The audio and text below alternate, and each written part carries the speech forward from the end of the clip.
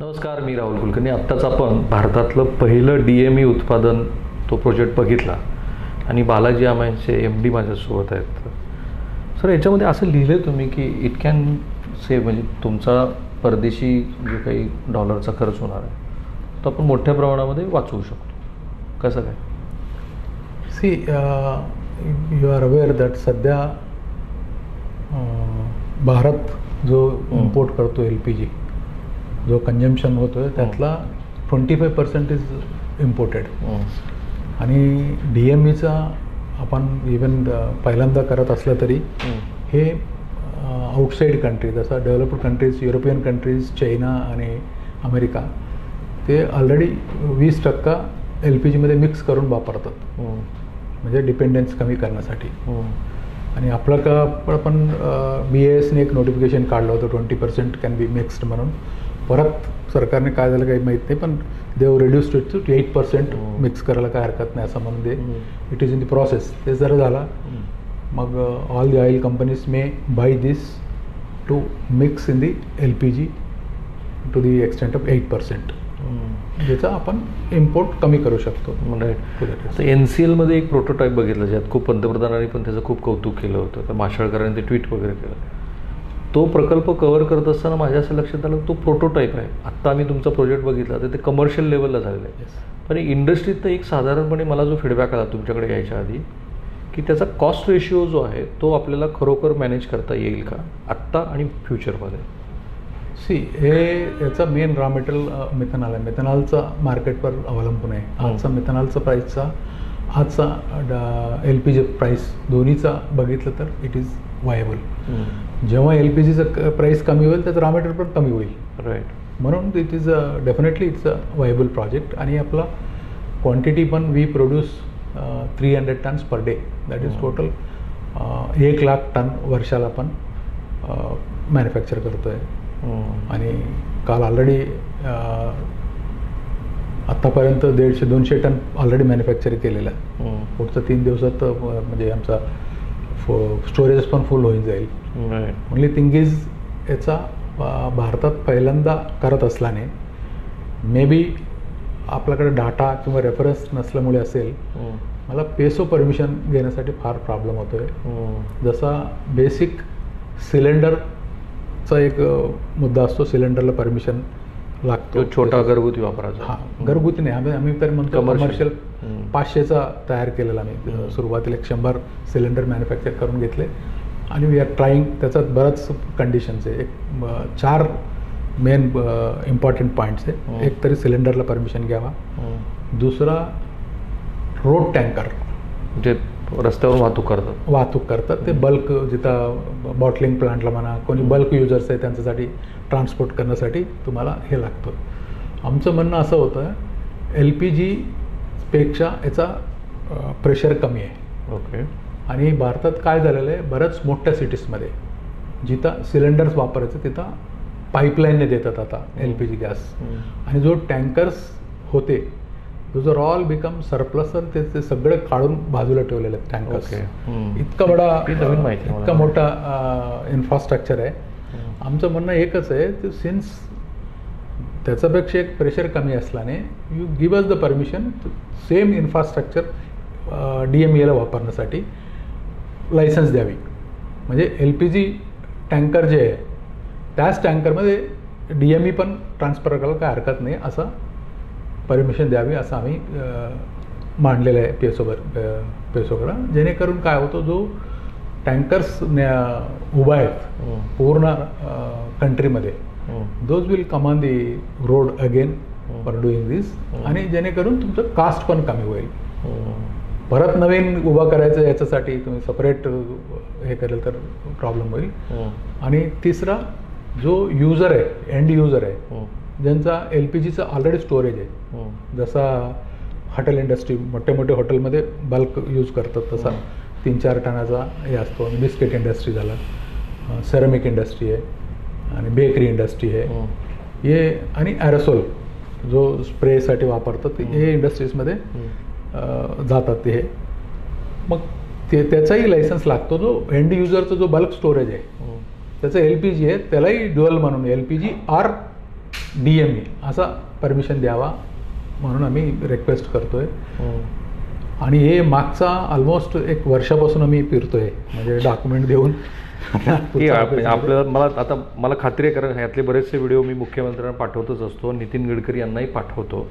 Fortunately ते दोघेही अशा कोणत्याही धोरणात्मक निर्णयावरती तातडीनं सकारात्मक प्रतिसाद देतात.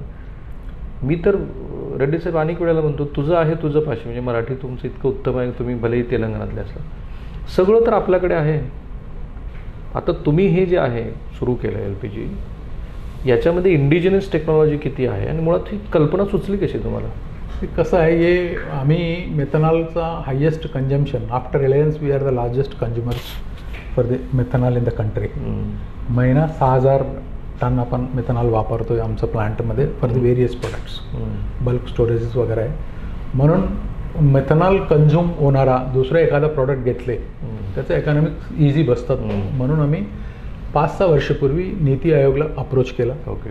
आणि आमच्याकडे तेव्हा 3 मुळीचं पत्र पण दिले नीती आयोगने, हे DME करायला काय हरकत नाही एवढंच दिले. आजही तेच म्हणतो, तेव्हाही म्हणलो, आजही हेच म्हणतोय, आम्हाला काही अनुदान नको, सबसिडी नको, जे तुमचं नॉर्मल इंडस्ट्रीज देतात तेच द्या. परंतु जे परमिशन्स आहे तुम्ही लवकरात लवकर देऊन प्रोत्साहन करा. जे फर्स्ट टाईम जेव्हा करतोय आणि इतका लेटर्स लिहितोय गव्हर्नमेंटला आणि हिंडतोय, आणि एखादा पॉलिटिकल प्रेशर लावून ओळख काढून एखाद्या मिनिस्टरकडून जाऊन फोन करायला लावलं की परत अजून नवीन कोरे काढून बसतात ते. Sad part.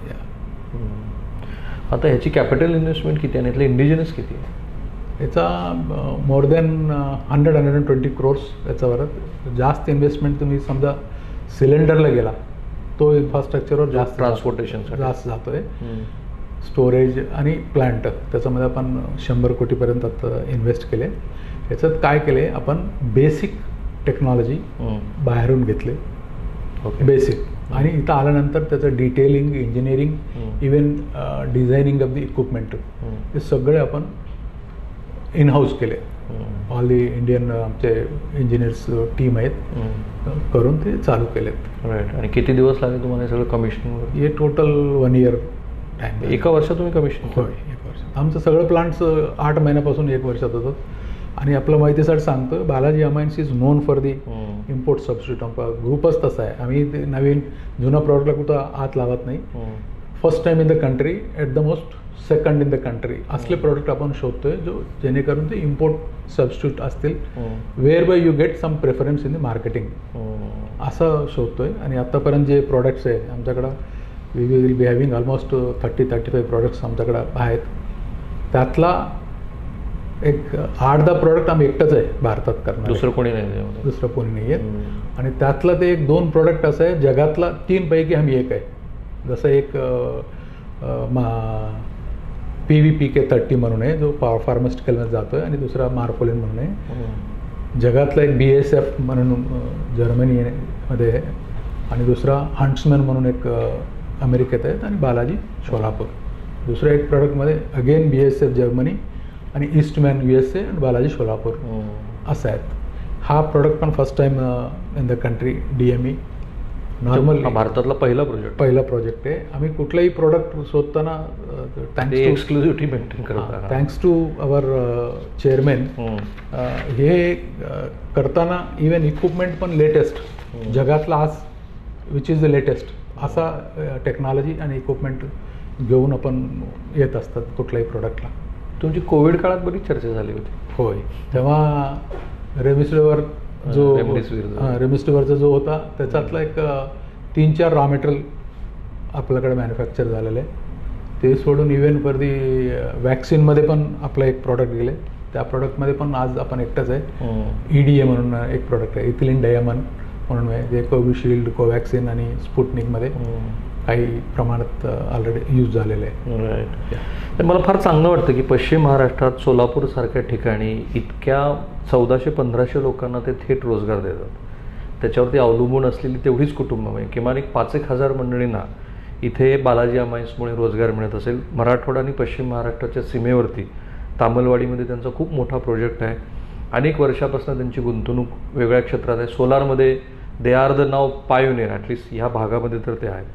आता मला माहिती की आपले सगळे प्रेक्षक हे जसे धोरणकर्ते आहेत तसेच काही तांत्रिक बाबी ज्यांना खूप समजून घ्यायच्यात. तर एक ब्रीफमध्ये मी तुम्हाला विचारतो, मोर अबाउट द DME. असं दिसते की it's a colourless gas at the normal temperature and pressure with a slight sweet ether odour, burns like a natural gas, handles like LPG, methanol derivatives वगैरे.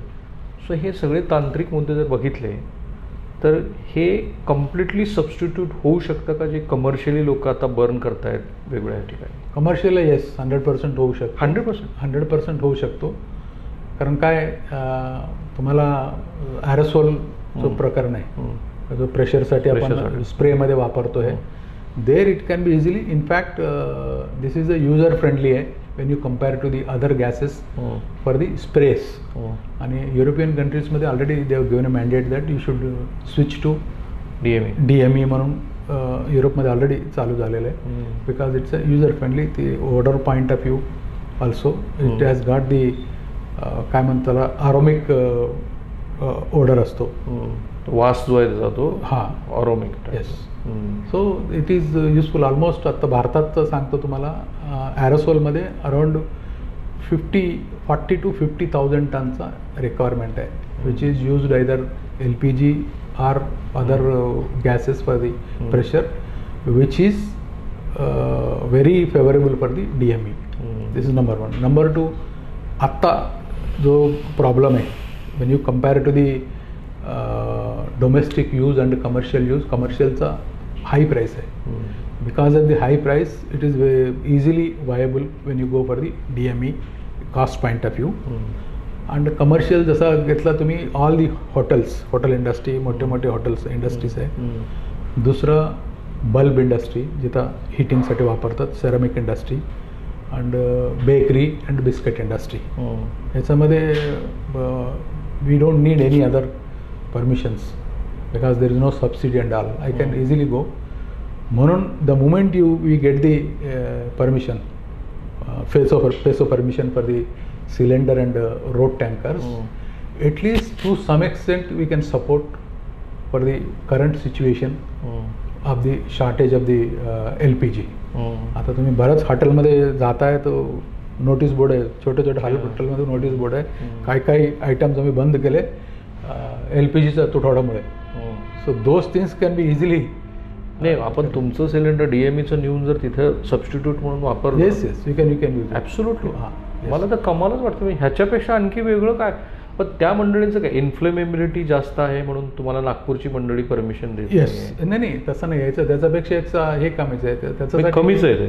त्याच्यापेक्षा प्रेशर कमी असतो. Even colourful value also कमी आहे. म्हणून तर थोडं अडचण काय, कास्ट कमी द्यावं लागेल.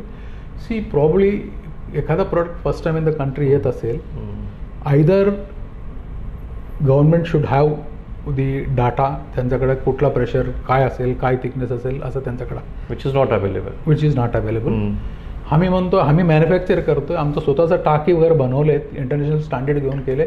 एक तरी आम्ही देतो त्याला ऐका, किंवा परदेशात जे करतात ते आणून दाखवतो तुम्ही ते तर ऐका. हे दोन्ही सोडून ते आम्ही एक कमिटी तयार करू, हे करू असं म्हणून ते एवढा वेळ जातोय. प्रत्येक गोष्टीला क्वेरीज काढणे म्हणजे प्रॉब्लेम सॉल्व्ह करणे.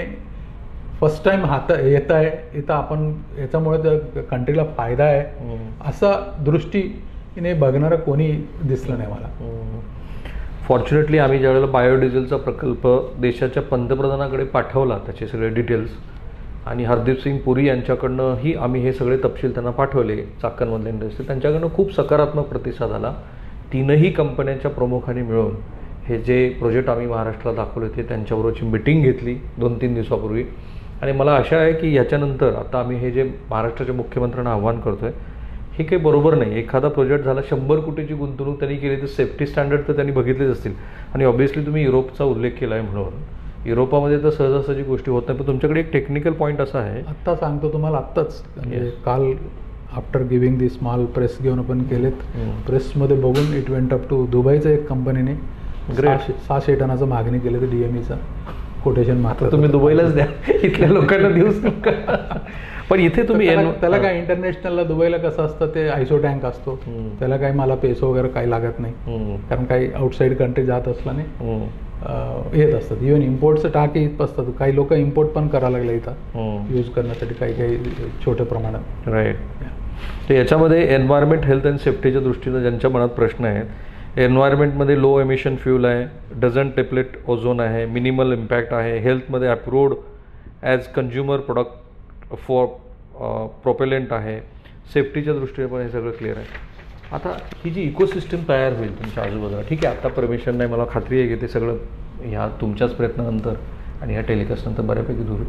ह्याची जी एक इकोसिस्टम तयार होईल तर ह्याचा इकॉनॉमिकल इम्पॅक्ट, सोशल इम्पॅक्ट आणि महत्त्वाचं म्हणजे मिडल ईस्टमध्ये जे क्रायसिस आहेत, भविष्यात हे जे ग्लोबल हेडविंड्स येतील तर त्याला कसा सोल्युशन दिसेल. मी 3 प्रश्न विचारले तुम्हाला. दुसरं काय असतं असं, आज आम्ही मेथनॉलवर काही कधी कधी बोलतात. आता गडकरी साहेब पण बोलतात मेथनॉलचा कॉस्टली आहे, मेथनॉल बाहेरून तुम्ही आणलं तर वायबल होणार नाही वगैरे. This is basics. Today we have started from the methanol to forward आणि we can go back to the backward integration also. मेथनॉलचं ऐवजी जसं आता तुम्ही म्हणला चाकांचा तो प्रोजेक्ट म्हणला, बायोडिझेल ॲग्रोवेस्टपासून चर्चा चालू आहे आणि कोल गॅसिफिकेशनवर चर्चा चालू आहे. तेही पुढे जाऊन विचार करता येईल. आज एकदा मार्केट एस्टॅब्लिश झाला मग then definitely see I am not asking माझा 100 कोटी इन्व्हेस्ट केला आणि माझं नुकसान होतं द्या म्हणून मी सरकारला विचारत नाही, ते कुठं बँकेला विचारत नाही, कोणी दुसऱ्याला कोणी विचारत नाही. नुकसान झालं तर आमचंच होईल ना. आम्ही एकच म्हणतोय you give us the permission and we let us start giving the. Use करणारा तयार आहेत आणि देणारा आम्ही तयार आहेत असं राहतं. आणि बाकीचं इकॉनॉमिक्स तुम्ही जो म्हणता, normally this being a low cost product, 2-3 जिल्हा 5-6 जिल्ह्यापर्यंत तुम्ही हे सीमित होईल एक प्लांट. ओके. सो व्हेरी आणि you will have to go for the huge investment. समजा if this goes properly, economics वगैरे वर्क झालेला आहे, तर you will have to go to every corner of the state, every corner of the country to set up this type of plants. So we need not to purchase LPG from middle east. That what you are saying. Yes, absolutely correct. Yes. आणि to some extent ते 20% जे दुसऱ्या देशामध्ये जे करतात तसं जरी केला आपल्याकडं जो आता. पण तुम्ही तर म्हणता की 100% फ्लेमेबल आहे, 100%. If you want this colourful value कमी आहे, काही ठिकाणी तुम्हाला मोर कलरफुल व्हॅल्यू लागतो. ओके. हाय फ्लेम्स लागतो. जिथं तुम्ही you can use the 80% of the LPG आणि 20% ऑफ दी हे मिक्स करून तुम्हाला वापरायला काय हरकत नाही. जिथं आज आपण 25 ते 30% जो इम्पोर्ट करतोय दॅट यू कॅन रिड्यूस. कमालच वाटते मला. म्हणजे आपलं ही सिरीजच आमची तुझं आहे तुझं पासून सुरू झालेली आहे आणि किती लोक वेगवेगळ्या पद्धतीने 100 कोटी रुपयाची गुंतवणूक कमर्शियली ज्यांनी ऑपरेशनलाइज केली आहे तर ते तर पूर्ण अभ्यास केल्याशिवाय. आणि बालाजी अमायन्सचं असं आहे की ते इतके प्रोडक्ट एक्सक्लुझिव्ह आणतात आपल्यासाठी, तर त्याचा पूर्ण अभ्यास केल्याशिवाय तर ते आणत नाहीत. आता धोरण करताना माझी तेच म्हणणं आहे की हे इतक्या व्यवस्थित. बरं, बाय द वे मुख्यमंत्र्यांनी ही बालाजी अमायन्स बघायला काय हरकत आहे. त्यांनी तर येऊन त्यांचा इंटरेस्ट असतो वेगवेगळ्या क्षेत्रामध्ये, तर त्यांनी ते बघायला काहीही हरकत नाही. आणि ह्याच्या संदर्भामध्ये ह्याचं मल्टिप्लिकेशन किती होऊ शकतं. कारण तुम्ही कमिशनिंगला तुम्हाला 8-9 महिने ते 1 वर्ष लागलेले आहेत आणि हे किती लार्ज. आता पहिल्यांदा करताना तुम्हाला 1 वर्ष गेलं. आता next Wien you go for the new plant you can do it in within 7-8 months. 7-8 महिन्यात ते प्लांट उभा करायला काही प्रॉब्लेम नाही येत. तर मला तर हल्ली आता असं वाटतं की मी ऑलरेडी मिस्ड आवर बस. कारण इतके वेगवेगळे ऑप्शन्स आपल्याकडे होते. तो बायोडिझेलचा झाला, तुमचा DMEचा झाला. तुम्हाला नाही वाटत हे खूप आपण उशीर केला आहे सगळ्या गोष्टी करण्यात. Here we are talking about not talking about government policy. प्रत्येक गोष्टीला एक वेळ येत आहे जसं म्हणतात ना. आम्ही 5 वर्षापूर्वीचा जो संकल्पना आहे, म्हणजे जसं प्रोडक्ट्स आमचा प्रियारिटीचं एक होता प्रोजेक्ट्स, तर मागच्या वर्षी जेव्हा घेतला सुरुवात केली तर 12 महिन्यात आपण चालू केले. ग्रेट. पुन्हा एकदा तुमचं अभिनंदन. आणि मूळ जी स्टोरी तुम्ही बघितली आहे की DME ॲक्च्युली मॅन्युफॅक्चरिंग होतो कसा, तर ती स्टोरी तुम्ही आवर्जून बघा. ह्या मुलाखतीचे संदर्भ तुम्हाला त्याच्यामध्ये लागतील. मला आनंद वाटतं की महाराष्ट्रामध्ये आणि मुख्यमंत्र्यांना असं म्हणायचं असतं की फ्लॅगशिप अनेक महाराष्ट्रात प्रयोग होत असतात, तर त्यांना ते राष्ट्रीय पातळीवरती पण प्रोजेक्ट करतात. माझ्या मते तो बायोडिझेलचा प्रोजेक्ट आणि सोलापूरच्या बालाजी अमायन्सचा DMEचा हा प्रोजेक्ट हा देशासाठी खरोखर फ्लॅगशिप आहे. म्हणजे मी त्यांच्या शेजारी बसलो म्हणून नव्हे, पण त्यातली भविष्यातली आपल्याला असणारी संधी आणि गिवन सिच्युएशनमध्ये जे ग्लोबल हेडविंड, आणि हे थांबणार नाही आहे. मिस्टर ट्रम्प यांच्या मनात काय कोणी सांगू शकत नाही. त्यामुळे आवर्जून तुम्हाला कधी कधी चिंता वाटत असेल ट्रम्प यांची काय वाटतं, जसा पंतप्रधानांनी विचार करतात सेल्फ सफिशियंट व्हावा, सेल्फ सफिशियंट व्हावा, त्याच्यावरच विचार करतो प्रत्येकाने. त्याच अनुषंगाने हे चालू झालेलं आहे. Really we cannot depend on the other countries. You will have to search for the self sufficient. At least 70-80% तरी आपला स्वतःचा पाहिजे, तरीच तुम्ही पुढे जाणार आहे. पण ते गडकरी साहेबांच्या मनात खूप प्रश्न असतात, म्हणून तोच प्रश्न तुम्ही मगाशी उत्तर दिलं तरी मी विचारतो की हे तुमचं परवडणारं नाही आहे ना. असे काही चुकीचे फीडबॅक पण गेलेले असू शकतात. आत्ता पुन्हा एकदा कॉस्ट बेनिफिट आपण एकदा त्यांना सांगू. मी रॉ मटेरियलपासून ते ॲक्च्युली कोणाच्याही कमर्शियल एस्टॅब्लिशमेंटपर्यंत आजचा जो रॉ मटेरियल प्राईस आणि आजचा फिनिश्ड प्रॉडक्ट प्राईस समजा तुम्ही बघितला तो 2200-2300 आहे. आणि दुसरं एक गोष्टी महत्त्वाचं तुम्ही हे करायचं आहे. आणि मागच्या न्यूजपेपरमध्येच बघितलं, काहीतरी 50,000 कोटी 40,000 कोटी सबसिडीमध्ये दिले. Total subsidy in year for the crude oil your LPG जो डोमेस्टिकमध्ये जो सबसिडी जे करतात. समजा तुम्ही सबसिडी पण तुम्ही कॅल्क्युलेट केला, पण दर is definitely it is workable. Okay. डोमेस्टिकमध्ये मी तरी म्हणतोय तो सोडून तुम्ही तर सबसिडी मागतच नाही. मागतच नाही. पण government when they want to calculate, तुम्ही सगळं कॅल्क्युलेट करावं लागेल ना. किती सबसिडी तुम्ही देतात, खिशातून किती गव्हर्नमेंट घालतात त्याच्यात. ॲग्री. ते पण मायनस करून तुम्ही बघा ना, कम्पेअर करा, then you will come to understanding. आणि आज मी म्हणतोय, मी स्वतः चालू करतोय, I am not asking your money. माझंच पैसे जातील ना गेलं तर, फक्त मला देऊ परमिशन द्या. परमिशन्स जे आहे ना ते द्या, आणि लवकर द्या परमिशन. ते म्हणतात ते आम्ही हे बघायला पाहिजे, ते बघायला पाहिजे, असा नाही. मला खात्री आहे की आता तुमच्या प्रेस कॉन्फरन्स नंतर आणि ह्या कव्हरेज नंतर तो प्रश्न लगेच मार्गी नाही आहे. पण एक आणखी त्याचा उपप्रश्न जो मगाशी विसरला मी, की समजा आता ह्या ऑइल कंपनीज आहेत किंवा ज्या LPG डिस्ट्रीब्यूट करतात, त्यांचं स्वतःचं इन्फ्रास्ट्रक्चर वेगळ्या ठिकाणी. आता मी पुण्यात राहतो, तर पुण्यात माझ्या घरात ते कनेक्शन आलेलं आहे. सो त्या पाईपला ते जोडणं शक्य आहे का? तेच म्हणतो. आता जो BASने जो नोटिफिकेशन दिला आणि इंटरनॅशनल नोटिफिकेशन म्हणजे 20% समजा मिक्स केले इंटरनॅशनलमध्ये. Okay. You need not change any infrastructure. You can use already as it is. Okay. आणि आता BASने परत काय त्याचा कशासाठी ते केलं माहीत नाही. दे सेज दॅट 8% आता सुरुवातीला करू, where you need not change any infrastructure. त्याचं कारण आहे, मी तुम्हाला सांगतो. त्याचं कारण आहे ते इथेनॉलच्या विरोधात एक जी लॉबी मधल्या काळामध्ये आली आणि त्यांनी महाराष्ट्राचं प्रचंड नुकसान केलं. म्हणजे अजित पवार यांचं निधन होण्याच्या आधी ते मला सांगत होते की आम्ही 75,000 कोटी रुपये इन्व्हेस्ट करून फसलो त्या इथेनॉलमध्ये. आणि आता आम्ही जेव्हा ह्या जगरायाची वगैरे स्टोरी करून ती श्री नितीन गडकरी यांना पाठवली आणि नंतर आता दिसतं की गव्हर्नमेंट म्हणतं की इथेनॉलचे आम्ही सबस्टेशन्स उभारू. बहुतेक ते तसंच असणार आहे. कुठली ना कुठली तरी लॉबी कार्यरत राहते. आता इस्रायल वगैरे तिथं वापरतात की रिअमी 100% इथेनॉल अनेक मोठ्या कंपन्या वापरतात. So what you are saying की आत्ता जी एक्झिस्टिंग इन्फ्रास्ट्रक्चर आहे त्याच्यामध्ये 20% ब्लेंडिंग, खरं तर तुमचं मत आहे 100% पण वापरता येऊ शकतो. 100% वापरायला तो हिटिंगसाठी करू शकता. Okay. Not for the commercial use.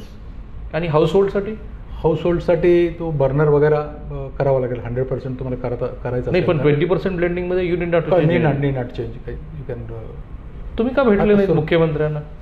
आता काल पत्र लिहिलेत आम्ही. हे सब्जेक्ट जे सेंट्रल गव्हर्नमेंटचा असल्याने आत्ता आहेत साहेबांचा मला अनुभव चांगला आहे. म्हणजे आपला फडणवीस साहेबांचा I have seen many times. तुम्हाला कधी फ्रस्ट्रेशन वगैरे येत नाही का? सिरियस येतात. आता कसं असतात, जो काम करताना अडथळा जेव्हा येतात ना तेव्हा डेफिनेटली येतात. त्याचं कारण असं आहे, तुम्हाला जगायला किती पैसे पाहिजे, जगण्यासाठी किती लागतात पैसे, तेवढं तर ऑलरेडी इतकी मोठी असेल. मी नाही येत, मी आणि माझा नेक्स्ट जनरेशन पण जगू शकतं तेवढं पैसे तरी कमवलेत. मग कशासाठी घ्यायचं इकडे सगळं, यांचं इन्स्पेक्शन त्यांचं इन्स्पेक्शन, हे करा ते करा आणि सलाम करा प्रत्येकाला, असं कधी कधी होत असतं.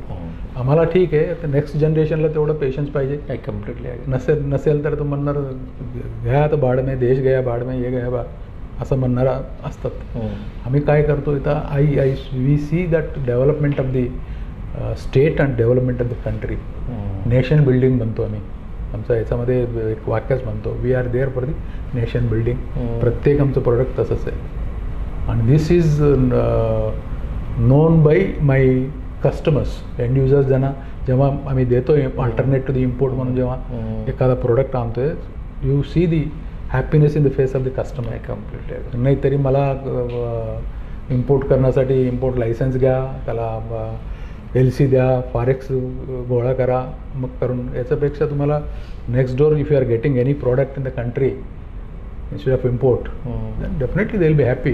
Rather they will like to pay. ₹1 जास्त दिलं तरी चालेल, पण डोमेस्टिकमध्ये भेटतात आणि any time, just in time. तो होतं ते सगळीकडे सुरू आहे. पण आता असं आहे, मी इथं थांबतो. मी त्यांचं बोलणं ऐकून आणि आधी आम्ही जी काही चर्चा मला स्वतःलाच फ्रस्ट्रेशन येतं. कशामुळे माहिती आहे की आपण महाराष्ट्राला नंबर 1 वगैरे म्हणतो, आणि खरं आहे की फॉरेन डायरेक्ट इन्व्हेस्टमेंट महाराष्ट्रामध्ये खूप येते, कारण इन्फ्रा खूप उत्तम आहे.